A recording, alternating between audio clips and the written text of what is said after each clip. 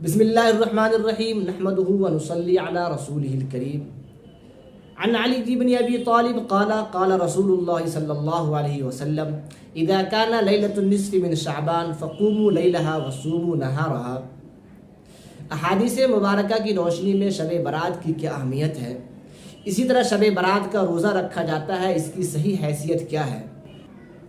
ناظرین، 15 شعبان جسے شب برات کہا جاتا ہے، احادیث میں شعبان کی اہمیت ہے اس اعتبار سے کہ رسول اکرم صلی اللہ علیہ وسلم رمضان المبارک کے علاوہ شعبان کے مہینے میں سب سے زیادہ روزہ رکھتے تھے۔ اسی طرح رسول اکرم صلی اللہ علیہ وسلم جب رجب کا چاند نظر آتا تو جو دعا کرتے اس میں شعبان کا بھی ذکر فرماتے، اللہم بارک لنا فی رجب و شعبان وبلغنا رمضان، کہ اللہ ہمیں رجب اور شعبان میں برکت دے اور ہمیں رمضان کی سعادت نصیب فرما۔ اسی طرح آپ صلی اللہ علیہ وسلم کا ارشاد ہے کہ احسو ہلال شعبان لرمضان، کہ شعبان کے چاند کو شمار کر کے رکھو رمضان کے لیے۔ تو چونکہ شعبان رمضان کا مقدمہ ہے، شعبان رمضان کی تمہید ہے اور شعبان رمضان کی تیاری ہے، اسی لیے اس کی خاص اہمیت حدیث کے اندر آئی ہے۔ پھر شعبان میں 15 شعبان یعنی 15ویں رات، اس کو لیلۃ البرات کہا جاتا ہے عربی کے اندر، اور ہمارے یہاں اس کو شب برات کہتے ہیں۔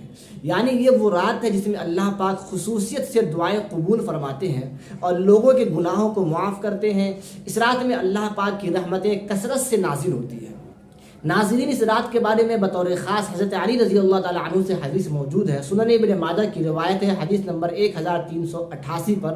اسی طرح امام بیہقی نے شعب الایمان میں بھی یہ روایت کا ذکر کیا ہے کہ حضرت علی رضی اللہ تعالیٰ عنہ نے فرمایا کہ رسول اکرم صلی اللہ علیہ وسلم کا ارشاد ہے کہ اذا كان لیلۃ النصف من شعبان فقوموا لیلها وصوموا نہارها، کہ جب شعبان کی 15ویں رات ہو جائے تو فقوموا لیلہا، اس کی رات میں عبادت کرو اور اس کے دن میں روزہ رکھو۔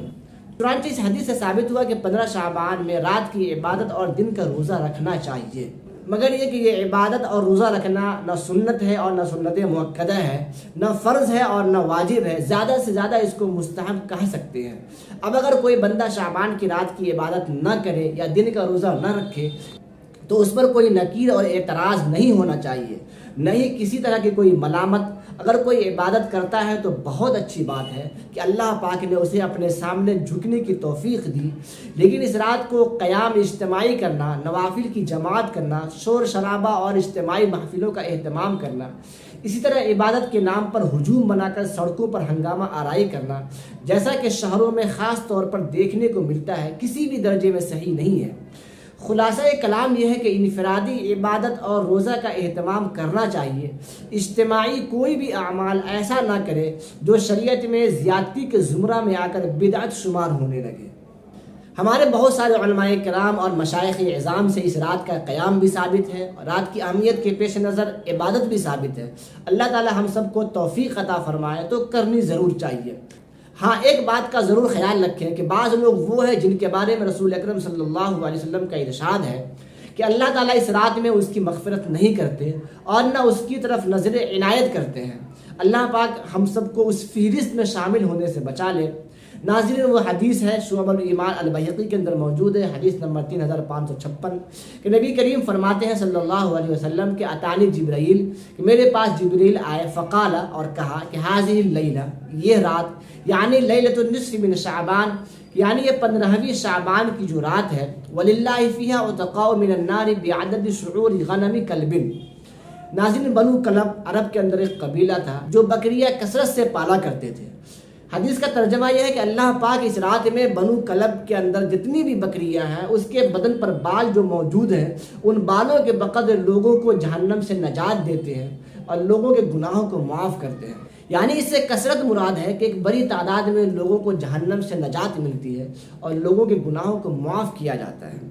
حدیث میں آگے کے الفاظ ہے کہ مگر 6 لوگ ایسے ہیں جن کی طرف اللہ پاک نظر عنایت نہیں کرتے ہیں، وَلَكِنْ لَا يُنْزِلُ اللَّهُ فِيهَا إِلَى مُشْرِكٍ، مگر یہ کہ اللہ پاک اس رات میں 6 لوگوں کی طرف نظر عنایت نہیں کرتے ہیں، یعنی ان کی طرف دیکھتے بھی نہیں۔ وہ 6 لوگ کون ہیں؟ سب سے پہلا ہے نمبر 1 مشرک، اِلَى مُشْرِكٍ، یعنی اللہ پاک اس رات میں مشرک کی طرف بھی نہیں دیکھتے ہیں۔ نمبر 2 وَإِلَى مَشَاجِعٍ، یعنی کینہ رکھنے والے کی طرف اللہ پاک اس رات میں نہیں دیکھتے ہیں۔ ولا الی قاطع رحم، نمبر 3 رشتے ختم کرنے والے، رشتے توڑنے والے کی طرف بھی اللہ پاک اس رات میں نظر عنایت نہیں کرتے ہیں اور نہ ان کی طرف توجہ کرتے ہیں۔ ولا الی مسبل، اور شلوار ٹخنے سے نیچے پہننے والے کی طرف بھی اللہ پاک اس رات میں نہیں دیکھتے ہیں۔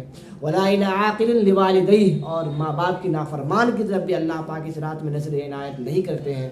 ولا الی مدبر خمر، اور نہ شراب پینے والے، شراب بیچنے والے کی طرف۔ تو یہ 6 لوگ ایسے ہیں جن کی طرف اللہ تعالیٰ رحمت کی نظر سے نہیں دیکھتے ہیں۔